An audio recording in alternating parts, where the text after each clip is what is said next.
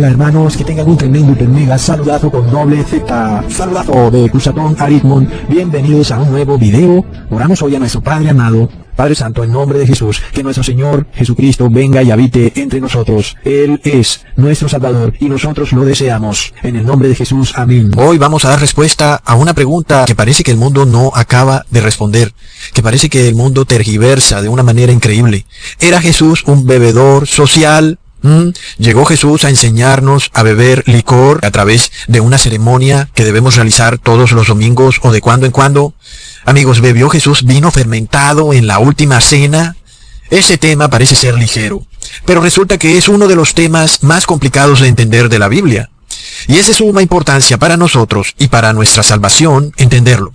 Y sobre todo, para discernir por qué el mundo se dirige a una catástrofe, a un precipicio. Porque amigos, si un borracho viniera a nosotros y nos dijera que tiene un excelente negocio, una idea de inversión, y que nosotros tenemos que invertir con él, estoy seguro de que nadie le pusiera la más mínima atención a esa persona. El solo hecho de ver a una persona en ese estado de intoxicación es prueba inmediata para nosotros de que nada de lo que dice puede ser cierto. Pero ¿qué pasa cuando las personas beben vino moderadamente? Tal vez una copita aquí, una copita allá, una copita hoy y otra mañana. ¿Pensamos acaso que dicha costumbre no trae consecuencias a pesar de que una persona común y corriente solamente se tome una copita de vino o un vasito de cerveza al día? ¿Pensamos que eso no es suficiente para que esa persona pierda la noción de la realidad o no entienda la realidad del mundo? Pero resulta que la Biblia nos muestra que el hecho de tener nuestras mentes intoxicadas es algo que se va construyendo a través del tiempo, de copita en copita, de cuando en cuando. Todo esto va nublando nuestro cerebro. La Biblia entonces nos da muchas pruebas, amigos, de lo dañino y terrible que es el licor, la bebida fermentada, hasta que llegamos al punto en que perdemos el sentido de la realidad. Ahora, por otro lado, tenemos a las supuestas iglesias cristianas, sobre todo la católica, las cuales nos dicen que Jesús bebió vino fermentado en la última cena, que Jesús bebió licor mientras estuvo evangelizando aquí en esta tierra, que Jesús en sí era un bebedor social. Y es por esto que tenemos a sacerdotes católicos tomándose varias copas de vino al día, aún todos los días. Por supuesto, el vino fermentado, según ellos, sería supuestamente la sangre de Cristo. Plop. Y ese plop es con mayúsculas. Ahora, por otro lado, tenemos el estado general de nuestra sociedad, el mundo, de lo cual Jesús nos advirtió que su segunda venida sería como en los días de Noé, en lo cual la gente estaría comiendo y bebiendo. Y si hay algo que están haciendo las personas hoy en día, es bebiendo. Y por supuesto que comiendo también. Secretamente, algunas personas se toman sus traguitos, un traguito aquí y otro allá, y después se echan estos enjuagues bucales para que nadie pueda sentir su tufo, su olor nauseabundo a licor. Entonces, ¿qué podemos esperar del mundo si la misma religión, supuestamente cristiana, profesa que la mayoría de las personas pueden tomar un poquito de licor porque Jesús era un bebedor social? Y es por esto que tenemos a curas y sacerdotes tomándose un vinito cada vez que pronuncian su ceremonia llamada misa. Ahora, yo hago esta pregunta.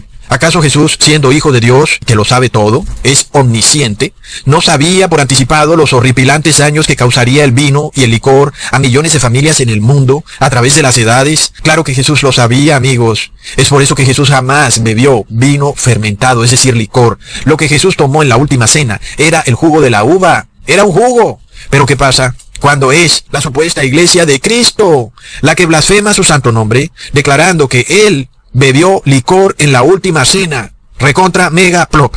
Por esto, muchas personas con mente ágil inmediatamente se convierten en ateos.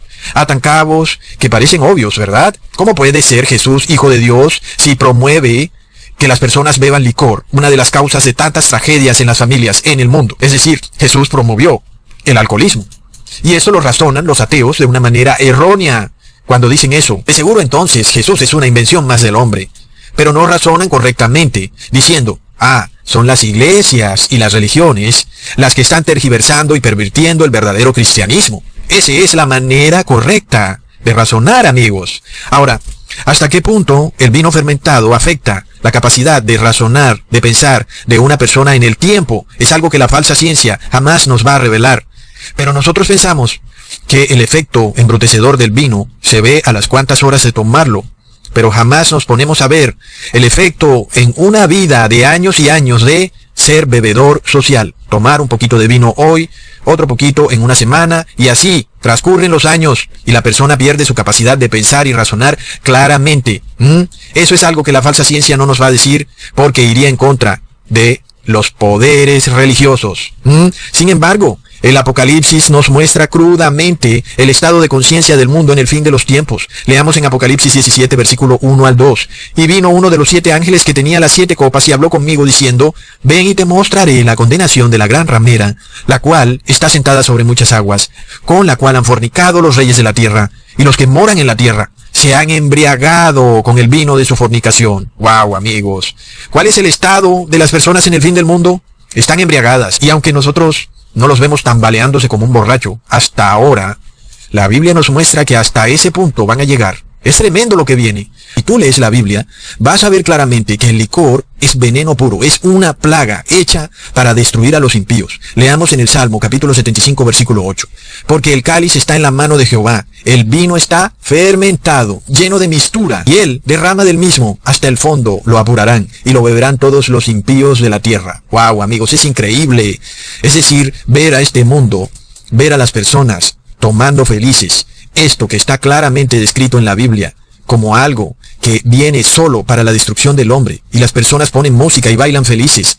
Es una locura. Es tremendo, amigos. El vino fermentado fue creado para la destrucción de los impíos de la tierra. Es un castigo, no es una bendición. Y tú piensas que Jesús tomó vino fermentado en la última cena, estás loco. Ahora, si tú bebes el vino fermentado, lo que tú estás haciendo es que tú mismo te estás dando tus propios latigazos.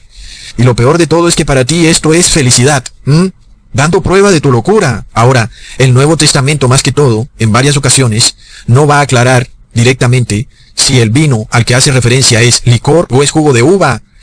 Amigos, no lo va a hacer, pero se supone que es algo que debería ser obvio. El que lee la Biblia y la estudia debería entender que, como Jesús o los apóstoles son santos, pues ¿cómo irían ellos a beber una bebida alcohólica que ha sido creada para castigar a los impíos? No tendría lógica según lo que dice la Biblia. Si Jesús y los apóstoles están del lado de Dios, ellos van a beber lo que viene de Dios, que es el jugo de la uva. Es tremendo. Ahora, recordemos el milagro de las bodas de Canaán, donde muchos dicen que Jesús convirtió el agua en traguito. Ahora, ¿hemos de creer que Jesús convirtió el agua en licor, en vino fermentado, para que se prendiera de nuevo la parranda? ¡Plop! ¿Acaso creen ustedes que Jesús dijo, oh no, compadritos, se acabó el trago, no se preocupen, yo convierto el agua en trago? Recontra plop. No, amigos, no. El contramaestre por esto dijo en Juan capítulo 2, versículo 10, todo hombre sirve primero el buen vino, y cuando ya han bebido mucho, entonces el inferior, mas tú has reservado el buen vino hasta ahora. Sabemos, amigos, que según los conocedores del vino fermentado, el mejor vino es el vino que está viejo, el añejo, no el que está nuevo. Entre más añejo o viejo, supuestamente esté el vino, entonces, es decir, el vino fermentado, entonces supuestamente sería mejor. Sin embargo, aquí el maestresala nos está diciendo que es el vino nuevo, el recién hecho, el que está mejor que el viejo. Alguien de pronto dirá que Jesús, siendo hijo de Dios, puede hacer que el vino nuevo sea mejor que el vino viejo, es decir, que el vino añejo. Pero, ¿acaso podemos por un minuto pensar que Jesús sirvió licor en las bodas de Caná? Es terrible, amigos. Es decir, que en una boda donde había gente buena, Jesús les sirvió algo que era malo para que esas personas se intoxicaran y se emborracharan. No, amigos, no, es que eso es imposible. Nosotros no podemos tomar la Biblia y sacarla fuera de contexto. Nosotros no podemos atribuirle maldad a Jesús. Jesús no puede darte algo que te hace daño. El licor hace daño. Tú piensas que Jesús te va a dar licor porque todo lo que viene de Dios es bueno. Lo que viene del demonio, aunque parece bueno, es malo. Así que, amigos, leamos qué fue lo que ocurrió en la última cena. Mateo capítulo 26, versículo 27 al 28. Y tomando la copa, habiendo dado gracias, les dio diciendo, bebed de ella todos, porque esta es mi sangre del nuevo pacto, que por muchos es derramada para remisión de los pecados. Amigos, hemos de pensar que Jesús está diciendo que por sus sangres corre licor. Es tremenda la blasfemia de las personas, es tremenda sobre todo de la supuesta religión cristiana. Aún en muchas personas o reyes de la tierra, por su sangre corre licor. Pero por supuesto, amigos, que no en la sangre de Jesús. Él jamás compararía su sangre al licor, jamás. Ahora, si el cuerpo de Cristo es representado por un pan sin levadura, porque sabemos que la levadura causa la fermentación, y sabemos que la fermentación es la destrucción de células para convertirlas en otra cosa, algo descompuesto, y sabemos que el cuerpo de Jesús no sufrió este proceso de fermentación, es decir, de corrupción, en donde el cuerpo de Jesús se convierte en polvo.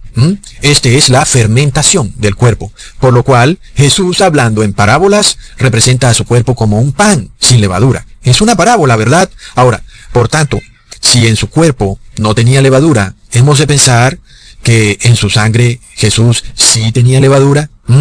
Eso no tiene lógica, ¿verdad? Pensar que Jesús tenía fermentación en su sangre es algo absurdo. Entonces, amigos, el cuerpo de Jesús, sabemos que no sufrió corrupción en lo absoluto, y eso incluye la sangre de Jesús. Sabemos que Jesús, aunque nos habló en parábolas, nosotros no podemos de ninguna manera tomar las palabras de Jesús literalmente.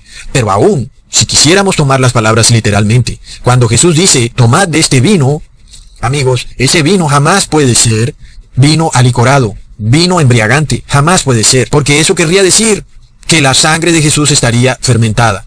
Entonces, eso no tiene ninguna lógica con la simbología que Jesús nos presenta. Su cuerpo es como un pan sin levadura, su sangre tiene que ser un líquido sin fermentarse.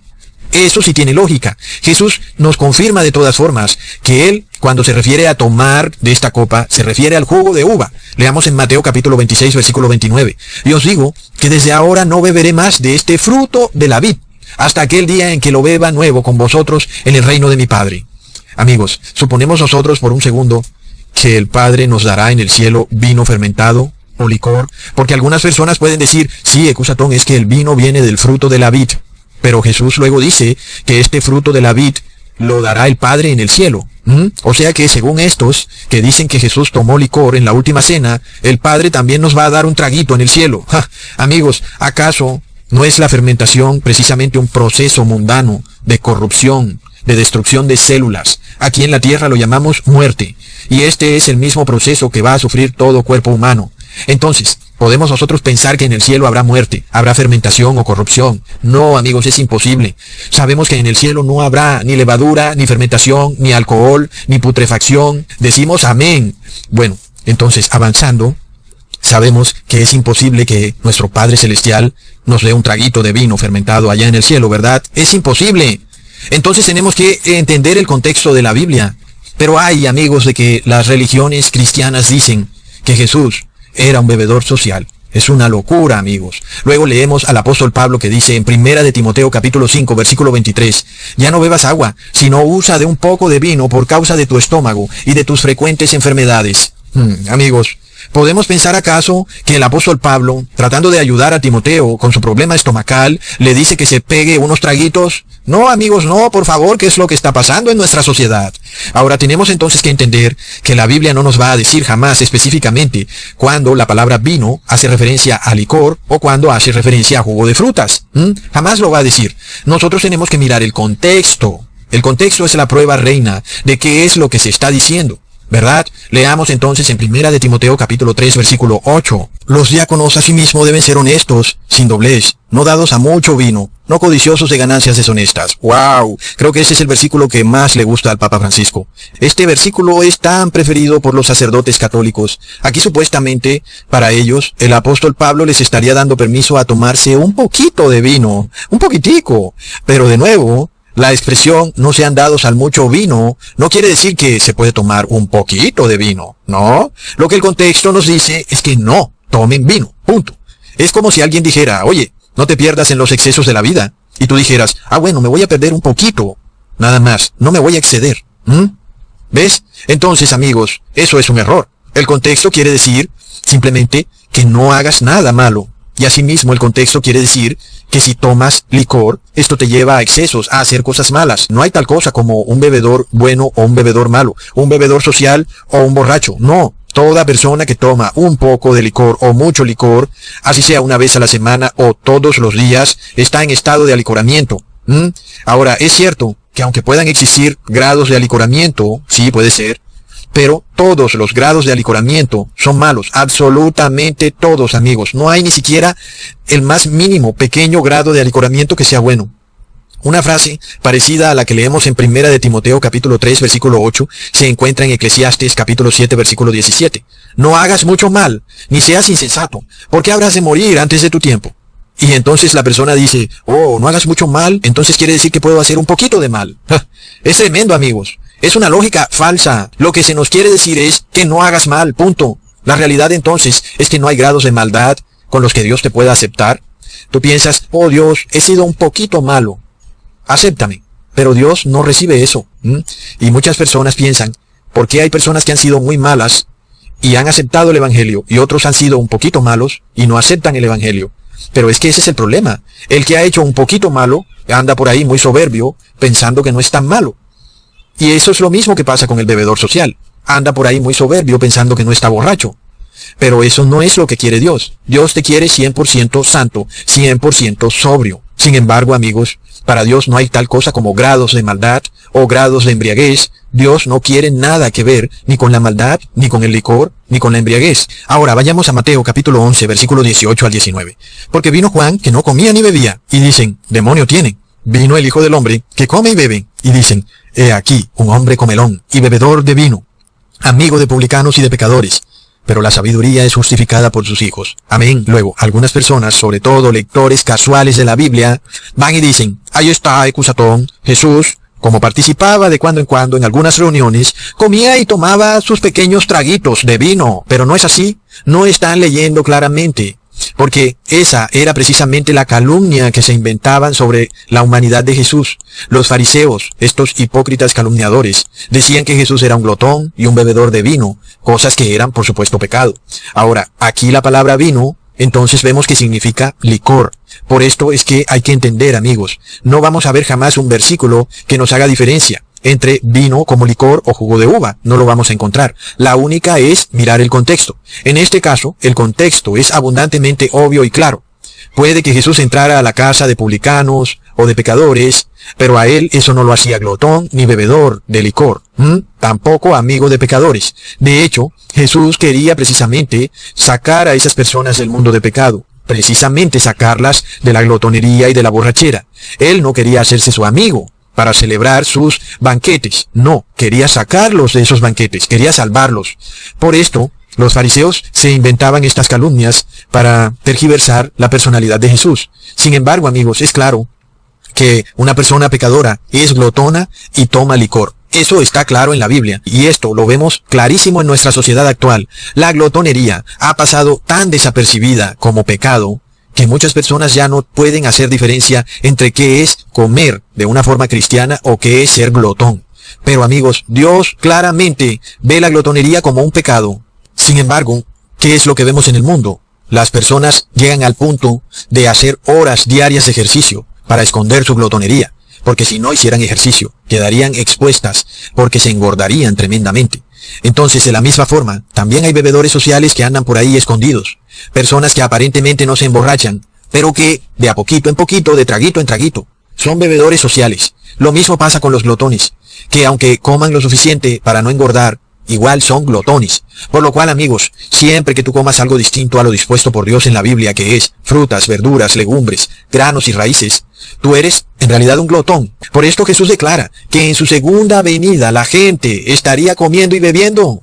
Es decir, glotonería y borrachera abundarán en la tierra y abundan.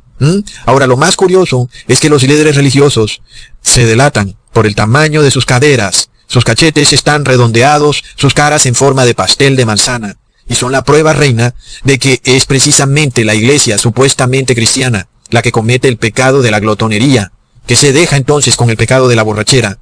Entonces, amigos, la característica más clara de alguien que está embriagado es que le molesta sobremanera que se les diga que está embriagado.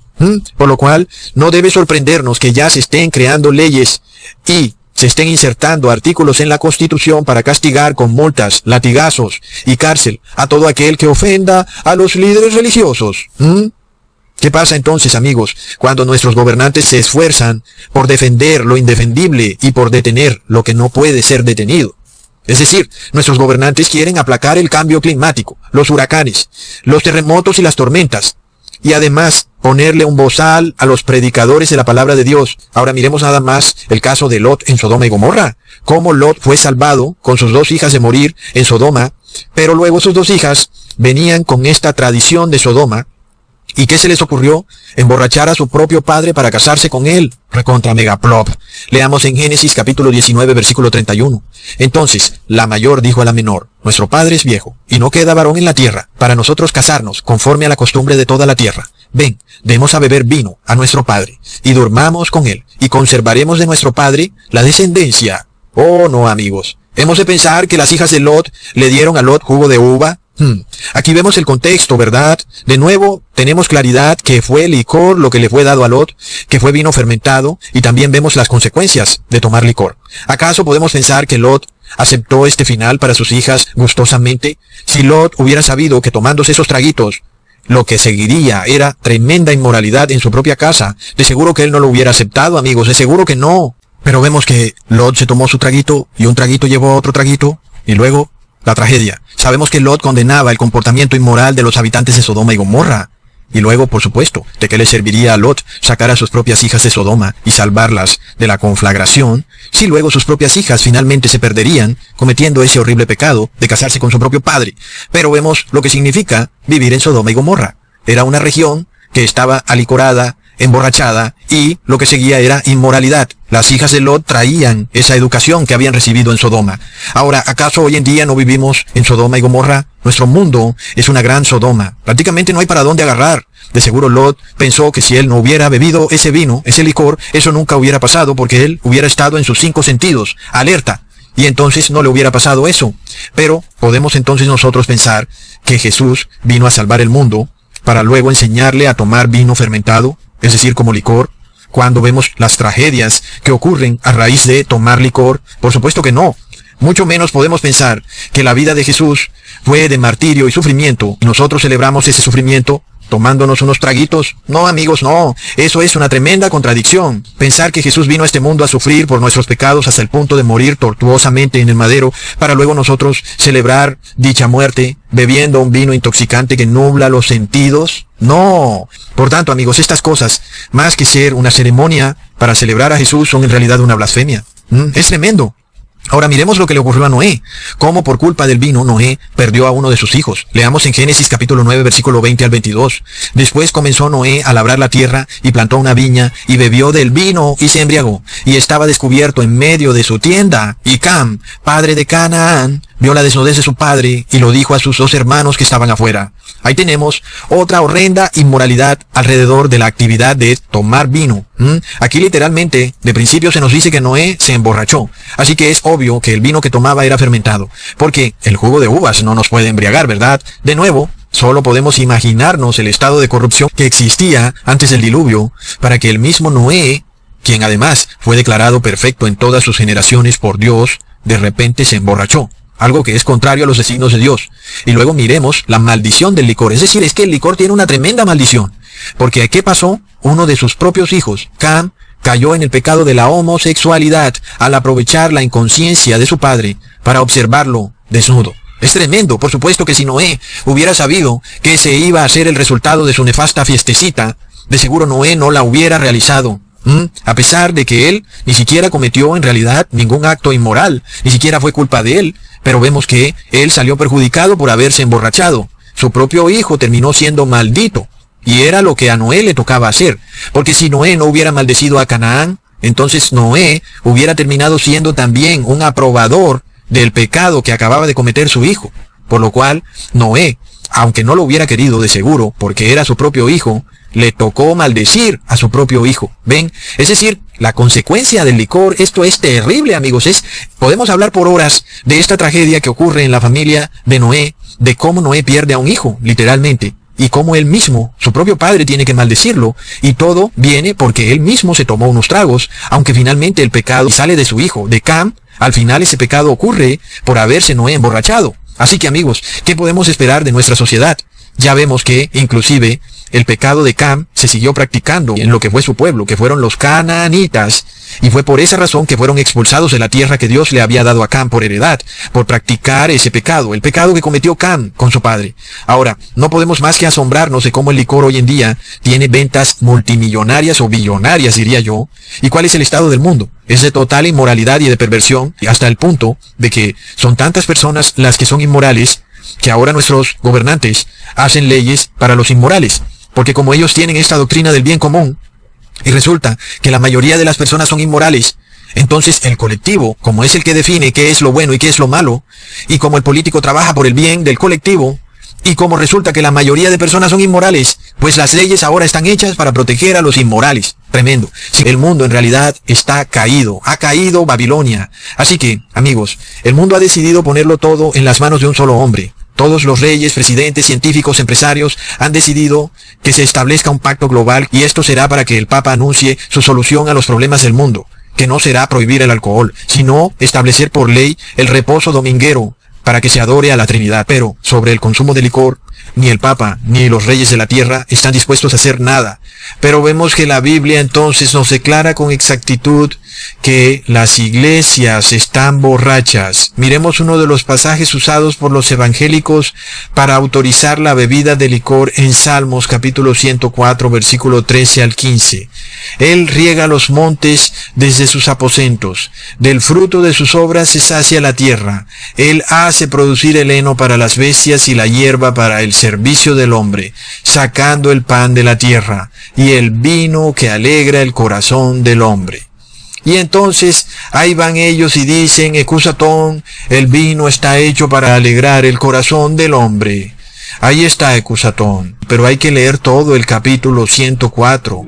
Vemos que se nos habla que Dios nos da todo lo que es bueno, todo aquello que es para bendición. Y Dios no nos da nada que es para maldición.